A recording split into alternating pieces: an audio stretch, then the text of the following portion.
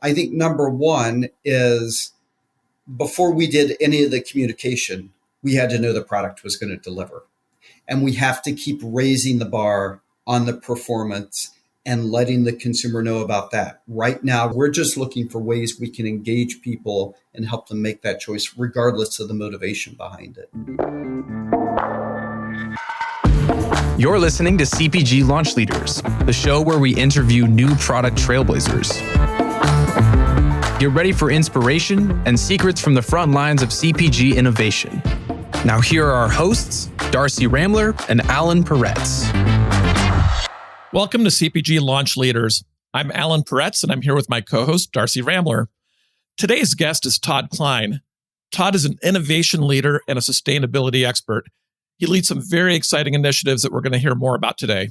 That's right, Alan. Todd is here to talk about sustainability efforts from North America's fabric care industry, focusing on Tide and making eco-friendly waves and how America does laundry. Todd, we're beyond excited to have you on to talk. Before we dive into your story, we love to start each episode with one particular question. Currently, what new product has caught your attention in the market? Yeah, I would say it may be more of a process than a product even, but I was recently at the Green Biz conference, so a sustainability conference a few weeks ago, and I got to sit in on a few sessions about circular fashion. And I think just the number of people, it was eye-opening to me, 31% of US consumers have bought used clothing in the past year. And a couple of companies that got to spend some time with, like ThreadUp, which creates a marketplace for people to buy and sell used clothing, and also Trove, who helps with a lot of brands like Lululemon and Patagonia, brands that we use in our house, and I think a lot of are doing a lot to create processes to do circular fashion. And obviously, there's a great value aspect to it of when you buy something that's been previously owned. But then from working in the sustainability space and also fabrics as well, just what it can offer from a reducing carbon footprint, reducing the waste going to landfill. And I just think it's a really cool emerging space. Absolutely. REI actually has opened stores that is same concept there, that they're reselling, some of their product or buying back product from consumers, and then they have them next to their actual stores. So I agree with you on that. And they're going beyond even the clothing there as well. One of the REI folks spoke at the conference as well. And yeah, it's a neat space. Great. So Todd, can you tell us a bit about your role at Procter & Gamble? Sure. I guess the boring one. My title is Senior Brand Director for Sustainability in North America Fabric Care. What that really means is I get the pleasure of leading our fabric care sustainability efforts for brands like Tide, Downy, Gain, Dreft, Bounce, everything from making sure we have strong technical plans for all the commitments we've made around climate, waste, water. How do we ladder that into what are our innovation plans for the products? But then also, how do we communicate it out to consumers in partnering with our retailers, with thought leaders? So really getting to be multifunctional in the space. But I did grow up in the R&D organization at P&G. So I'm a scientist by training, but have the luck of being able to be in this job where I get to be a bit functionless. Amazing. Well, can you tell us a little bit about the net zero commitment? Yeah. So at P&G as a company, we've committed to net zero by 2040, and which I'm really excited about that because all of the science says we really need the Earth to be net zero by 2050. And the fact that the total company has stepped into, we want to get there by 2040. But I know you guys do a lot with CPG companies, and thinking in time frames, 2040 is a long, long way out in our time paths of what we work on. So in addition to net zero by 2040, we also have pretty significant 2030 commitments as well. So by 2030, what we've committed to is we'll be climate neutral for our manufacturing operations. So scope 1 and scope 2 emissions in sustainability jargon, but getting to climate neutrality for our manufacturing operations, and also having the whole company on 100% renewable electricity by that time. Our business is actually already there. We help finance building a wind farm out in Tyler Bluff, Texas, that generates more renewable electricity than our fabric and home care organization in North America uses for an entire year for our operations. So we've already achieved that here. So we're ahead of schedule on that one. So that's our manufacturing and operations. But I think the even tougher one that we've taken on is reducing our what's called scope 3 emissions. So it's the emissions of our products, so the raw materials we use to make them, and also the packaging components of by 2030, we're going to reduce the impact of those from a carbon intensity standpoint by 40% per use. So we're driving down the carbon footprint of the products, but at the same time, we've committed to continue to drive up the product superiority. So it's generally, as you go up in performance, carbon intensity follows. And we're on a path of how do we drive up performance, but at the same time, drive down the CO2 footprint. So, Todd, you said you're a R&D person by trade. So science plays a big role in what you do and how you think.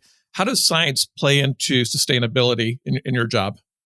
Yeah. So we use a tool that I think most companies now have embraced and are using. It's not a P&G tool, but really out there for all of industry, called life cycle assessment, or LCA. And it looks at what's the impact of a product from cradle to grave. And it's, what's the impact of making the raw materials, making the packaging components, your manufacturing, transport, consumer use, and also the end of life for the product and packaging. And we really use that to guide our work. So I'll ask a question of you guys. As you think of those different areas, which one do you think would have the biggest impact on doing a load of laundry? Between the raw materials, the packaging, the manufacturing, using it at home, or the end of life? I'd say end of life. I just think of the landfill. I'm thinking manufacturing. Yeah, and those are both really common answers we get because they're very tangible. If you can see a manufacturing operation, or you can touch and feel packaging, but that's Todd's way of saying we were wrong, Alan. Yeah, it was very good answers. But almost 70% of the carbon footprint of doing a load of laundry is actually the consumer use phase, and that's all driven by what temperature do you choose to do your wash on? If someone switches from hot to cold, it's a 90% reduction in that in-use energy. If they go from warm to cold, it's a 70% reduction. So warm is not good enough. So you ask, how do we incorporate science into our sustainability work? As we looked at our net zero commitment, net zero really covers cradle to gate. And that gate is transport out to our retailers. So raw materials, packaging, manufacturing, and transport. And we thought, wow, almost 70% of the impact, if we just do net zero, which is incredibly important, we won't have tackled the biggest problem. So in addition to net zero, we've also taken on a second commitment of we want to get 75% of loads in North America to cold by 2030. So we have an additional ambition for Tide of getting 75% of loads there. And it will be a massive impact. It would be 27 plus million tons of CO2 avoided for the decade. So it's a hard number to wrap your mind around. Just for context, that's over 10x the total P&G operations emissions, or it's the equivalent of powering both San Francisco and New York for an entire year. So we know, obviously, major change needs to be made. And obviously, you have the stats that go along with what could be that impact on our, on sustainability, on our climate. But how do you go about convincing the consumer? We know it's incredibly hard. We're people that also, consumers have been taught, warm or hot laundry, you're disinfecting, you're doing certain things. So is there any campaigns? Is there anything that you're doing to communicate, obviously, with the consumer and trying to look at it more from that behavioral science standpoint with the consumers? Yeah, you're spot on. It is a learned behavior. Generally, people are taught to do laundry by someone, often their parents, and they're taught There are some things you wash on cold, and those tend to be the things you don't want to shrink, you don't want to fade, things that you care about the most. And then for tougher things, you need warm water or hot water to clean them. So I think behavior change starts with we have to have a product that can back it up. So a ton of our effort and focus is making sure that Tide works incredibly well on cold. And it's not that Tide on cold is better than Tide on warm or better than Tide on hot. As you add in that energy, the product will work better. But it's making it work so well on cold that you don't need it on warm or hot is our focus. So the first thing is, before we convince anyone to wash on cold, we need to make sure that they're going to be delighted when they wash with our product on cold. But once we've gotten to there, we did launch what we called our cold callers campaign back in 2021. So we made this declaration in 2020 to get 75% of loads on cold. At that point, 48% of loads in the US were on cold. So it was already, we weren't starting from zero. And that's because there are a lot of things that people care about. They don't want it to shrink. They don't want them to fade.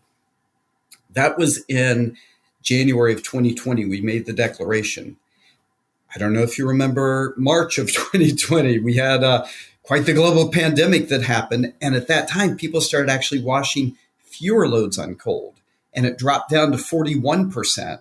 So in our first few months, we were a -7 on our result just because of the impacts of COVID. And we weren't sure how COVID was transferring. So people were washing more loads on warm and hot at that point. But then in 2021, we started our activation with cold callers of highlighting just the benefits of washing on cold in a really, really engaging way with a bunch of stars, Stone Cold and Iced Tea and others, telling people about you can get a deep down clean on cold, plus you can reduce your carbon footprint. And by the way, you can save up to $150 per year on your utility bills. And that really jump-started the progress of washing on cold. So we started down the path there. We reached a point in the 50s on percentage, so we were making good progress.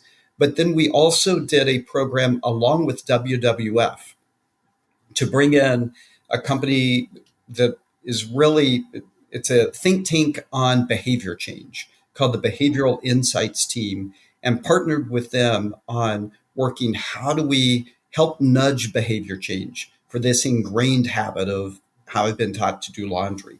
And what we developed together, and it's available on WWF's website today for anyone to go out and access this, but it's the EAST model of how do we make it easy, attractive, social, and timely is the basics of the model. And as we think about applying behavior science to getting people to wash more loads of laundry on cold on easy, well, that starts at the machine, right? Of how do you, number one, default more loads to cold when people start to do laundry, and number two, make it really simple to choose cold anytime that they're going to do a load of laundry. So we have really great partnerships with companies like GE Appliances, Electrolux, Samsung, that I think this year you will see on the machines more cues about washing in cold and more cycles that are in cold to help in that. How do we bring people into more and more of the loads done on cold? So that's easy, attractive. That claim of save up to $150 per year by washing on cold, that's really attractive to people. Regardless of where people are on their sustainability journey, everybody wants to save money. So that's one of the core ways we've worked on making it attractive. From a social standpoint, we've just tried to really have it show up as big and popular, starting with the Cold Callers campaign. We've done some great work with the NFL. We've worked with Hanes. We've worked with a lot of partners to amplify our voice. And then on Timely, really engaging people at the point where they're doing laundry. So on our packaging, as people dispense the product or get out a pod, they're engaging with cues to wash on cold at that point. Certainly our washing machine manufacturer partners I mentioned are doing more branding on the machine about washing on cold and washing on cold with Tide that will show up in the market this year. And even a partner like Hanes, if you look at their care labels, it talks about washing on cold on the care label. And they've done partnerships with us for in-store activations and packaging, talking about Tide and Hanes together, helping people make the choice to wash on cold.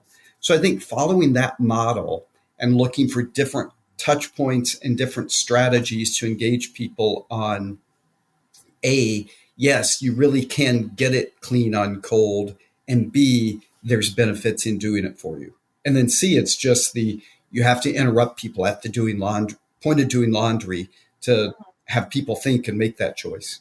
I was thinking of it as you were talking about my washing machine. I'm pretty positive that most of the settings you go to put it on, it starts on warm always. So it is to your point of having to make the choice to change it to cold versus maybe even starting at cold and then making the choice to change it elsewhere. Absolutely. Absolutely. We need to take away that friction. Definitely. So Todd, you talked about a lot of partnerships. Can you tell me a bit more about what you're doing with the NFL?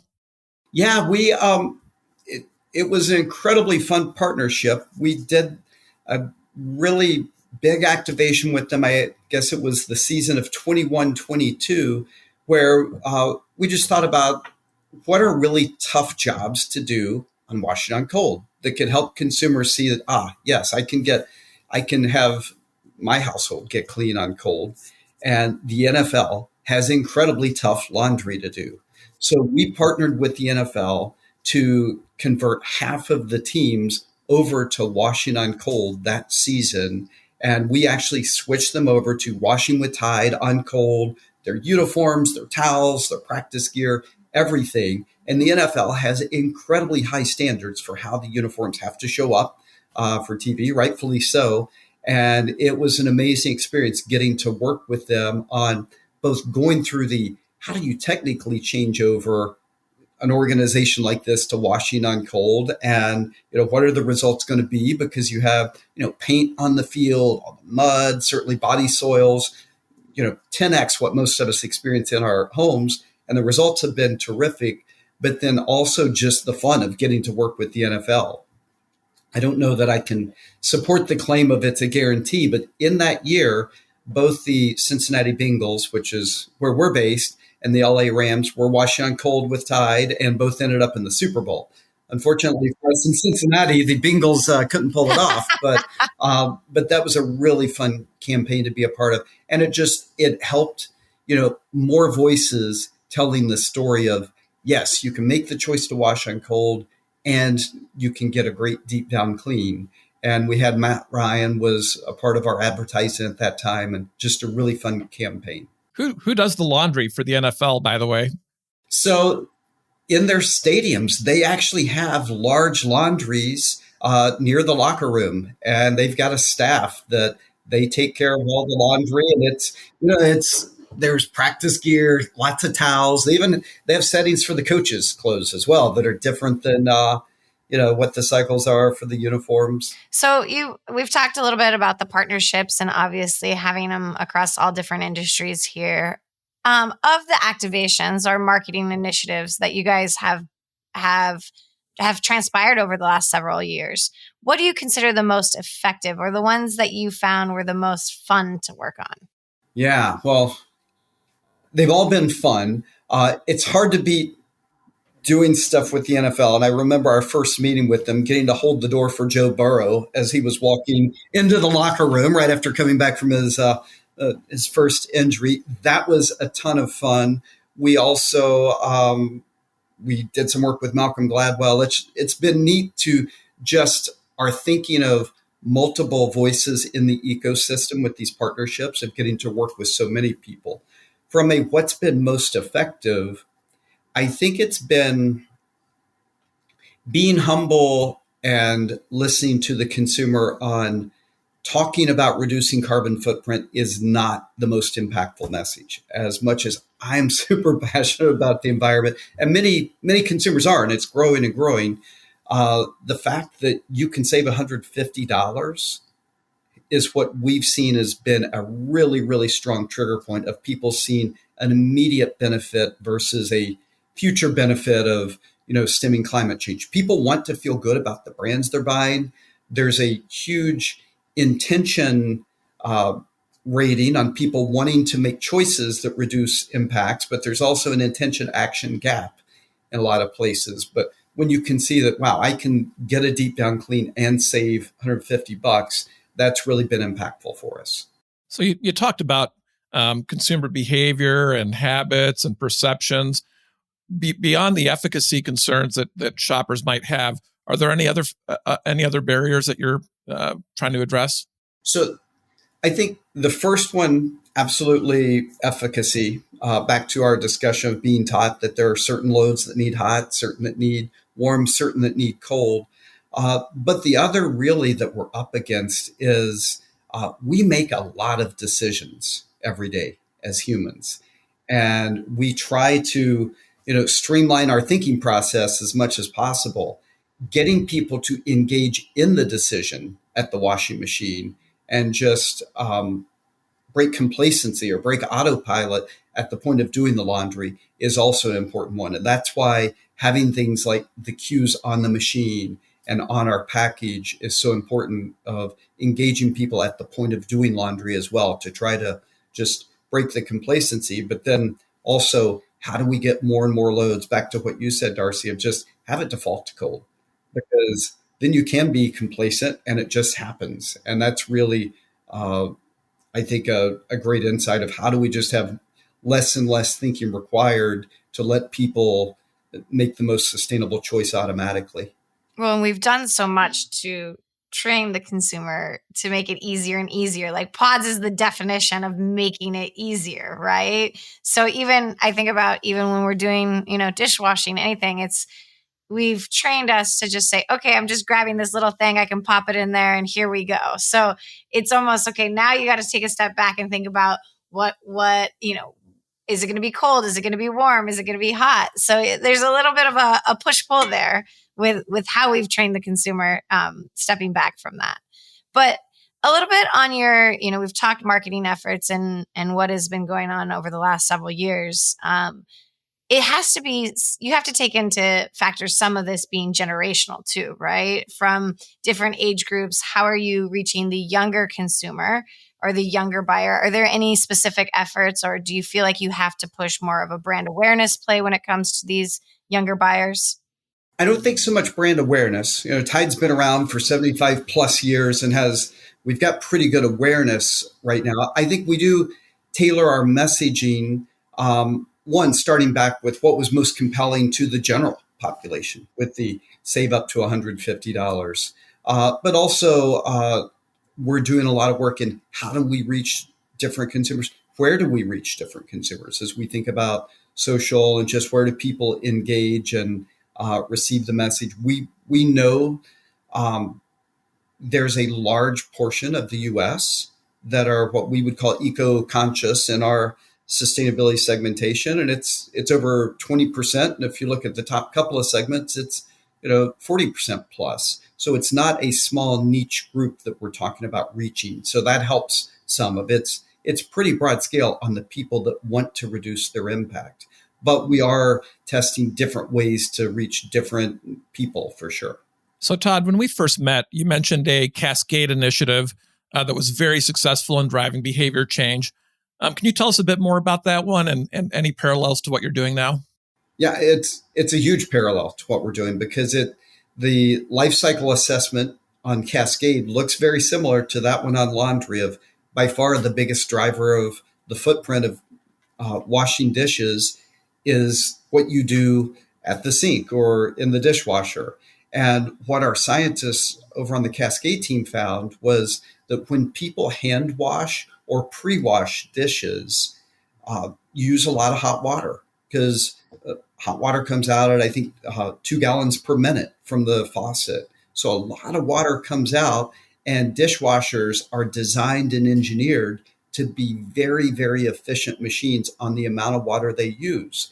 So what the team there found was that if you had 8 or more items that you're washing, it's actually less water and less energy than hand washing them. So the Cascade example is another great one of helping people make a more sustainable choice by skip the pre-washing, skip the hand washing, just put it into the dishwasher. And if you've got 8 or more items, you're actually reducing your water and energy use versus if you did it by hand. Ooh, Todd, you just gave me a very good argument in our household because this is constantly going back and forth between my husband and I. So I can't wait tonight when he wants to talk about rinsing all the dishes and the water, that all of that. So I am now equipped with a good stat. Yeah, and it's a hard habit to break. It's just like on laundry, but that's one of the things I love that we've taken on is in addition to net zero, looking for where can we really have the biggest impact. And for several of our categories, it's how the consumers use our product, how people use them, and just the amount of effort we're investing into helping people make those sustainable choices is really exciting. Absolutely. So, how do you view P&G's role in driving sustainability initiatives in the industry? Yeah, well, one, obviously we're a leader with many of our brands like Tide and Cascade. So I think it's incumbent upon us to be leaders in driving sustainability for those spaces as well. I think second, if you look at our mission statement and purpose and principles and values as a company, we talk about we provide superior products for consumers now and for generations to come. That is not a recent addition to our company mission statement. That has been there for a long time. We have been working with diligence on what are the impacts of our products and packaging on the environment for many, many years. So it really is built into the DNA of the company. And I think it just shows up with the fact that, yes, we signed up not just for net zero, but let's do net zero by 2040, not by 2050. And great that we're doing net zero, but in categories where we can really enable the consumer to have a bigger impact, let's tackle consumer behavior as well. And I just love the fact that we have both a commitment to science and also a commitment to our values. And that really plays out in the sustainability efforts the company puts forth. So we've talked about the role of behavior change and the importance of changing the shopper's behavior, but you also mentioned product and packaging. Is there anything on the horizon on those fronts that you could tell us about? Yeah, sure. We've talked mainly climate here, but if you look at our total sustainability construct as a company, we have four key pillars that we're focused on. One is climate, one is waste, which is where packaging is focused, and certainly a lot of focus on circular packaging. And there we have commitments of 100% of the packaging will be recyclable or reusable by 2030 and 50% reduction in virgin resin per use by 2030. The vast majority of our fabric care packaging here in North America already is recyclable. We also have commitments on water to reduce our water use in our operations by 35%. So for us, that shows up as concentrating Tide, as we're doing right now, a round of concentration as we move to low water forms like Tide Pods and Downy Unstoppables that are much lower water. And then also nature. How do we think about the impact of what we're doing on nature, both from as we source materials, but also what goes out into nature, because our products obviously go down the drain. So I think for us, we're focused in all of those areas. Maybe one of the most exciting ones in that space for us in Tide is we're about to launch Tide Evo right now into a test market in Colorado. This is coming out after a decade of research, and it's really reinventing the laundry category. And what it is 100% concentrated clean packed into a small, lightweight tile. And it's years of research on creating fibers, and surfactants and other cleaning ingredients are built into these fibers that are spun, and you have thousands of them in these small tiles that are delivered to deliver the clean of Tide and almost immediate magical dissolution in water. And because they are made of these fibers and we don't have to ship water around, we're also able to move them away from our traditional packaging into paper cartons. So that's one that, it's launching now, basically, and we're very, very excited about it. Yeah, the transportation cost benefit has to be pretty significant for that too. Yeah, when you take all of the water out of a product, basically that's being shipped around, it's a great impact for transportation, just the amount of space it takes up in addition to the amount of weight. The fact that we can get it into paper packaging, which has some certainly benefits from a carbon footprint on packaging and helping to drive circularity. But also from a consumer standpoint, there's a portion of consumers who are really, really delighted by the ability to buy products in paper packaging. And they get very excited about this one. So, as you're going through this, obviously measurement has to be a topic of conversation. And how are you looking at metrics and indicators that are really assessing the success of your sustainability initiatives? Yeah, measurement, that's certainly a big challenge in the sustainability space. Maybe we can chat about the consumer behavior metrics, because I think there's a lot out there on measuring emissions with suppliers and things like that, which is a big area of focus for us. But as we think about measuring the impact of getting people to switch their habits, we use a variety of things from large scale surveys, like 600-700 people of what percent of your loads are on what temperatures. We also do what we call diary studies, where we'll have consumers just record every load of laundry, what all was in it, how large was the load, what temperature did you wash it on, other machine settings. Then we also have what we call our connected laundry room, which is an ongoing panel where we are constantly measuring a bunch of attributes for a large panel of people, from the weights of the laundry,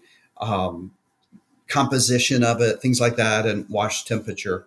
So we use all of those to guide us on how we're doing. Like I said, when we started this in 2020, we were at 48% of loads were on cold. We had the dip down to about 41 as the pandemic hit. But we've been able to track, we are at the end of 2023, up to 57% of loads in the US are on cold now. And that's avoided almost 4 million tons of CO2 into the atmosphere. So we're pretty excited about where we've gotten to. We've still got more to go to get to 75% by 2030, but we've made significant progress. But yes, tracking and measurement is one of the key things that we've had to focus on, even with the washing machine partnerships. For the partners who have connected machines, when consumers agree to connect their systems, they're able to provide us data of the actual buttons the consumer even entered on the machine. So Tide has huge household penetration. Do you find that you're able to reach everybody with the same message, or do you have to vary it a little bit by group?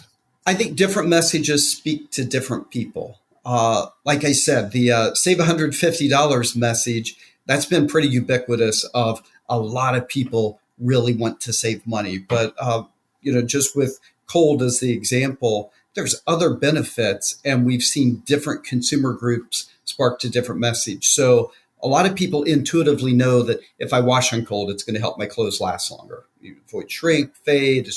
It's easier on the clothes. And we talked about consumers early on, that more and more people are thrifting and buying used clothes, and they see real value in that. I just look at our household we have 2 kids. So we certainly did some passing around of clothes, but we have a boy and a girl. It makes it a little harder. But within our neighborhood, we have like 4 houses together that it's a mix of boys and girls that are all different ages, and being able to pass along those clothes was just a great benefit for all of us. So seeing the ability to help clothes last longer really speaks to some people.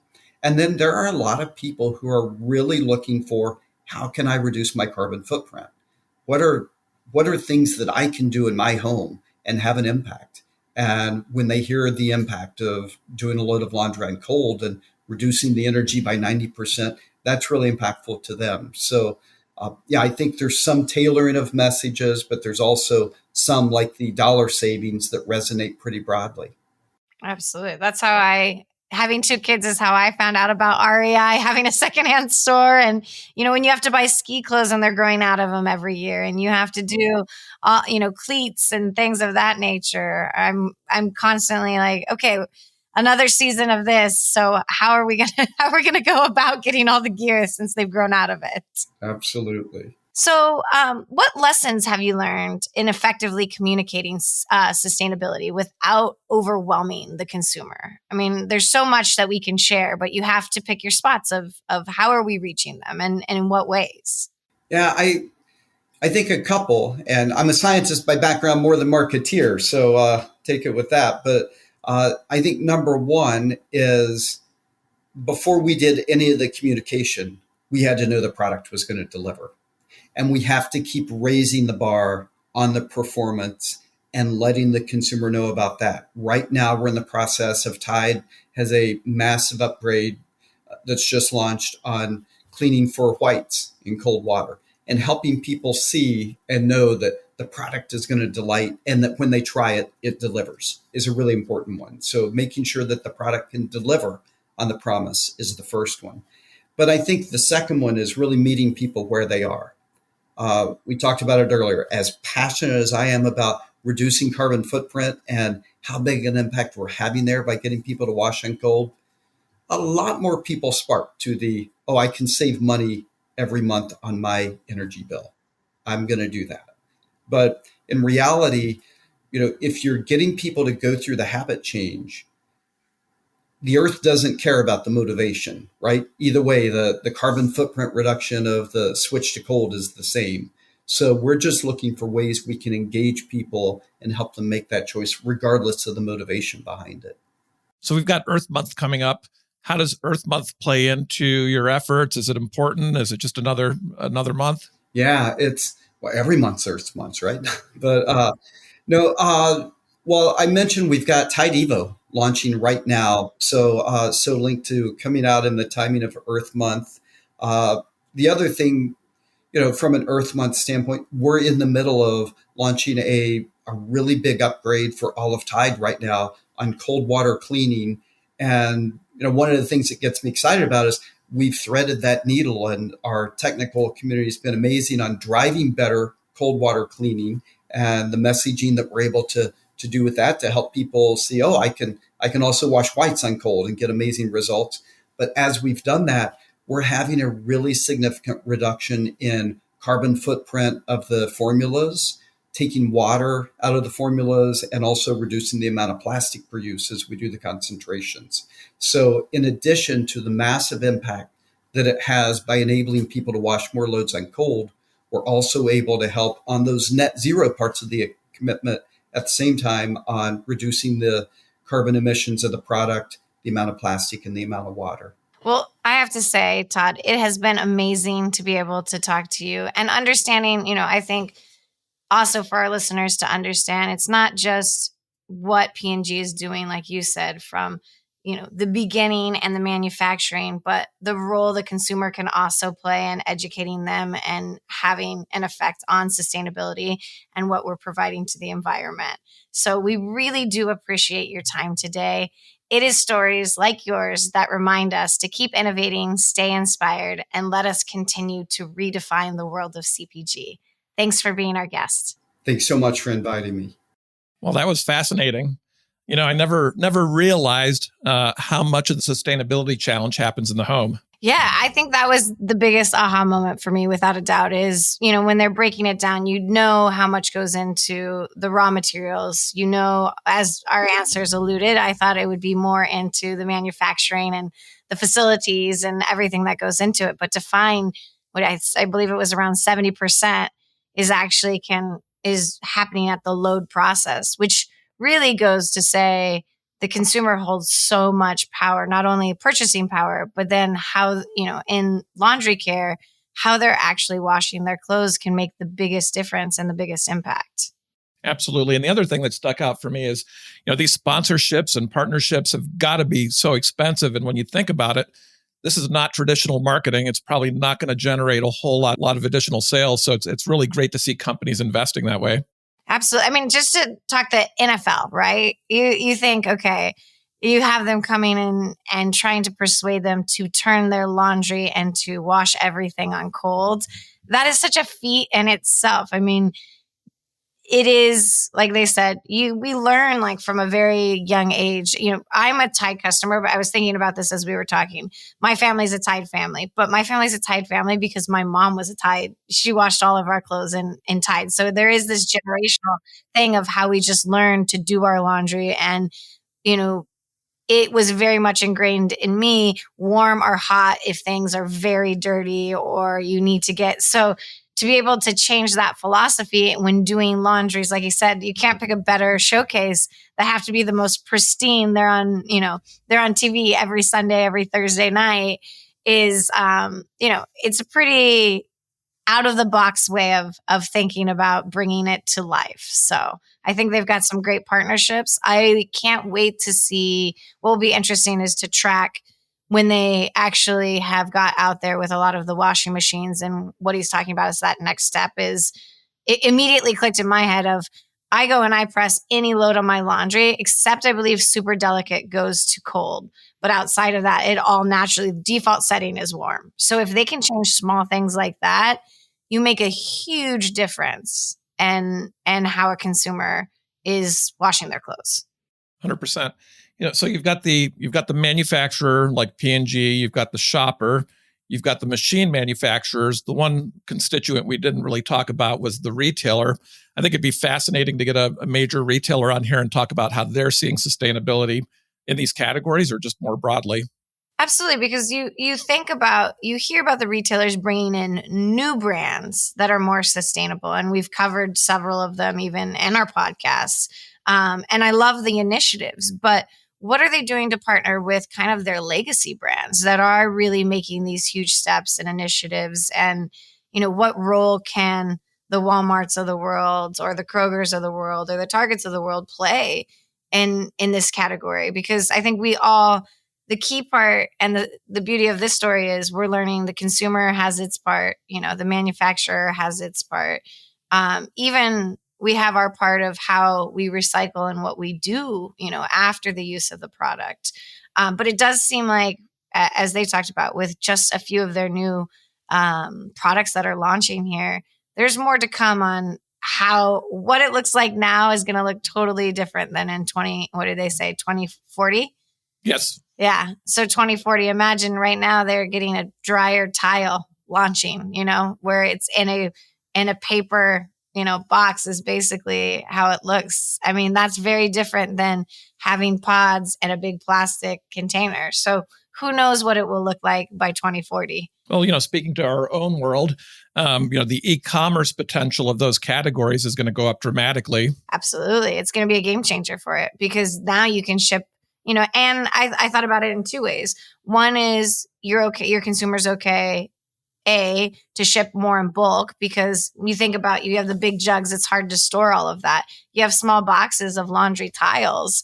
I mean, that's a game changer, and being able to buy it in bulk, also to be able to afford shipping it, all of that, the cost of doing goods with it. So it will be, I think they'll see it drive sales in different ways as well. They just have to be careful to not make it look like crackers or cookies. Exactly. We don't want any of that to be happening, but it's interesting. And I still go back to, we've made laundry so convenient, a dryer sheet, a pod, so now to make the consumer really think about what they're doing when they're at that machine. It's, that's it. That's a big ask. So I like the different ways that they're going about really tapping into that consumer and the journey that the consumer's on when it comes to laundry care. Yep. Back when I was actually working for P&G, the sustainability idea, I don't know that it's ever going to play out, was that people would walk in with their own jugs to a grocery store and basically push the tap and refill their jugs. Probably an outdated approach. I think the little wafers are a much better idea. Yeah, but I loved even the nod of, how sustainability has become such a big part of who P&G is because of, talking about the generations, building brands, and that they're going to be around for generations. It's a nice way to take such a motto and be able to look at it broadly I think once we all become parents and we look at things, we realize a lot of what we do is no longer for ourselves, but more for years to come and for our children and their children and much more. So yep, absolutely. They've got big things happening, that little company, P&G. They do. Well, it was a great episode. Todd was a great guest. As I said, he's equipped me with some good data points that I can go now argue. I can go argue my not rinsing dishes. So. Yep. You've been listening to CPG Launch Leaders, a show from Bold Strategies Incorporated. Don't miss the next thrilling launch story. Follow the podcast on your podcast player now. Please give us a rating, leave a comment, and share episodes with your friends. Until next time.